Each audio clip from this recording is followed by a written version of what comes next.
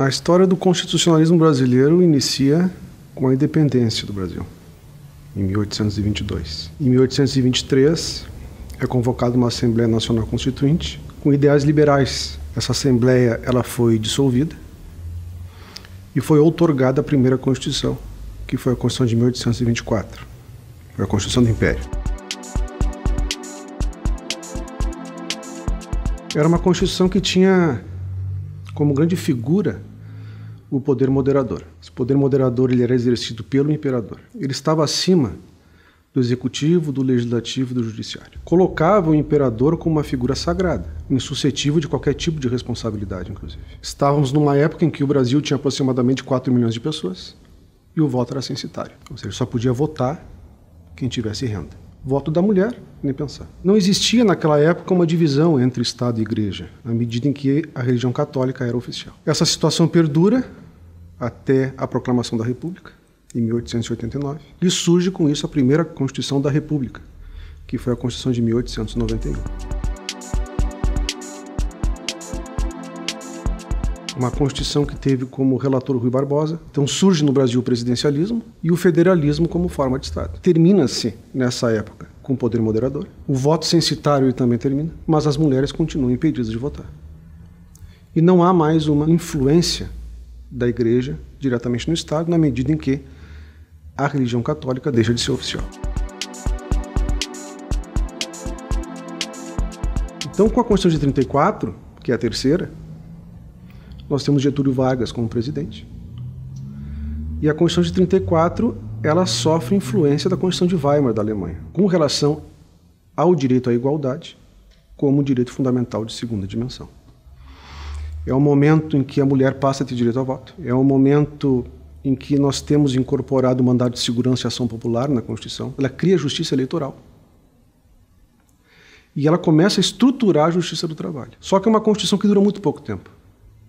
Ela dura aproximadamente 3 anos. Daí, quando o Getúlio Vargas dá um golpe no próprio governo, instala a ditadura, cria-se uma nova ordem jurídica, que é a Constituição de 37.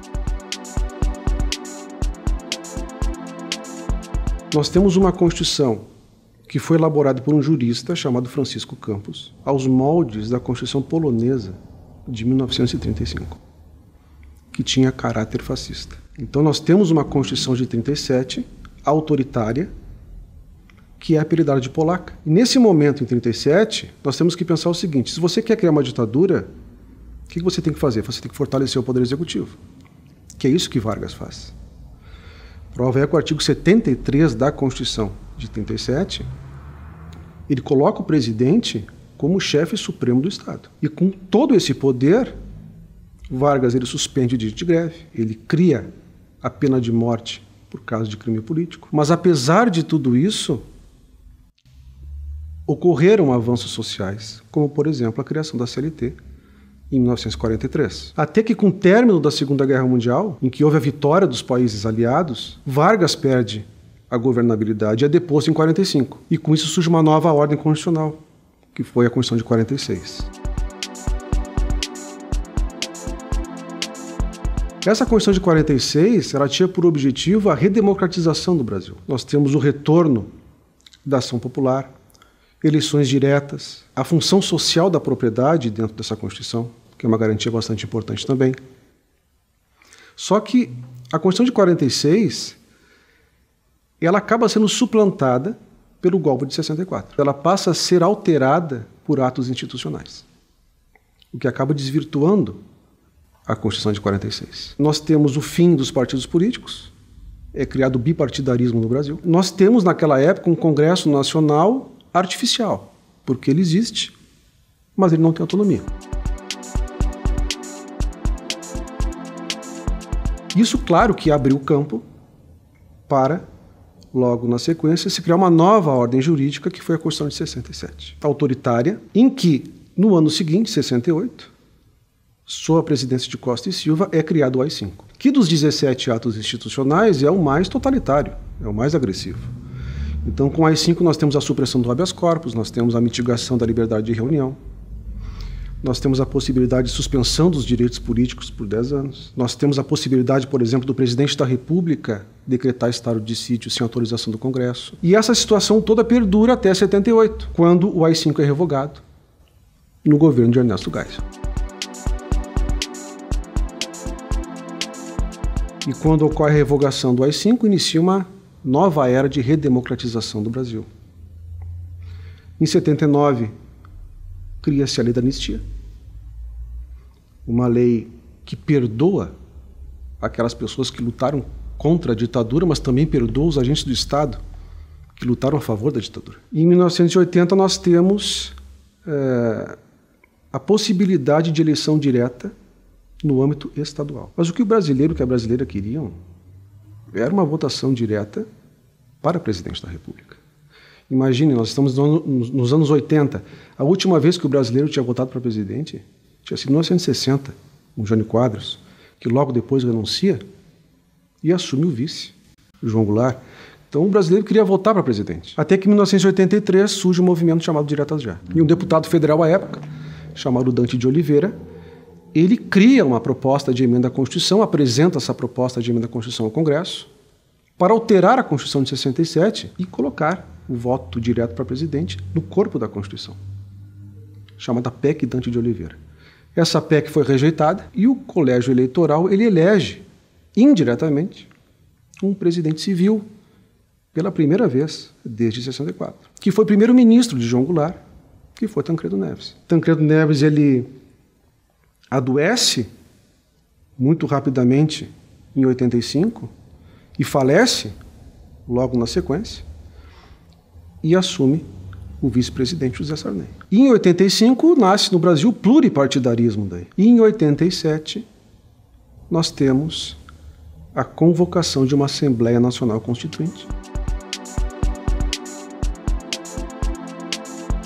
A Constituição de 88, que é a nossa atual Constituição, é uma Constituição democrática que consolida os direitos e garantias individuais e coletivos. É uma Constituição que também consolida os direitos sociais, com uma significativa ampliação dos direitos trabalhistas. Também cria pela primeira vez uma separação entre ordem social e ordem econômica. E é uma Constituição que, de uma certa forma, aprende com o passado, porque tipifica o racismo e a tortura como crimes inafiançáveis. Então eu considero a Constituição de 88 como uma grande conquista, a Constituição cidadã, assim chamada pelo presidente da Assembleia Nacional Constituinte, que foi o deputado Ulisses Guimarães. Ela não é uma Constituição imutável. É possível, teoricamente, que seja criada, inclusive, uma nova Constituição, através de um novo poder constituinte originário revolucionário, que rompa com a atual ordem constitucional e cria outra. Mas ela é uma Constituição rígida. Ela é difícil de ser alterada. E nós podemos alterar a Constituição de 88 através de tratados internacionais que versam sobre direitos humanos, que se equivalem às emendas. Isso está previsto no artigo 5º, parágrafo 4º da Constituição. Ou através das emendas à Constituição. O processo de alteração da Constituição Federal ele é mais dificultoso em relação ao processo de alteração de outras espécies normativas, como, por exemplo, lei ordinária ou lei complementar. Mas existe na Constituição de 88 um núcleo intangível que não pode ser abolido, que são as cláusulas pétreas, que é a forma federativa de Estado, o voto direto, secreto, universal e periódico, a separação dos poderes e os direitos e garantias individuais. Esses direitos consagrados no parágrafo 4º do artigo 60, eles não podem ser sequer objeto de deliberação de proposta tendente a abolir. Essas são as cláusulas pétreas. As emendas à Constituição elas estão previstas no artigo 59, inciso 1º, que coloca as emendas como uma espécie normativa. Então, quem é que pode propor uma PEC no Brasil?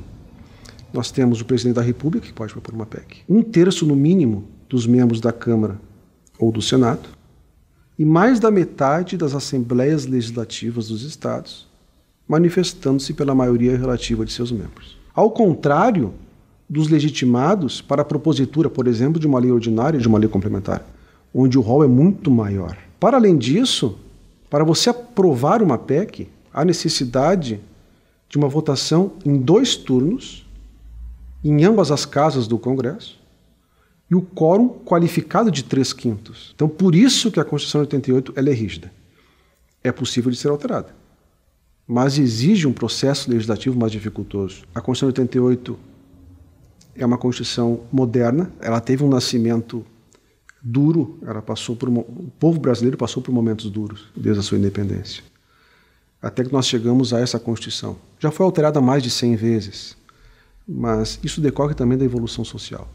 Não sei se uma evolução para melhor ou para pior, mas houve uma evolução social. E quando se evolui socialmente, a Constituição tem que ser alterada. E eu acredito que o brasileiro, que a brasileira, eles não queiram retroceder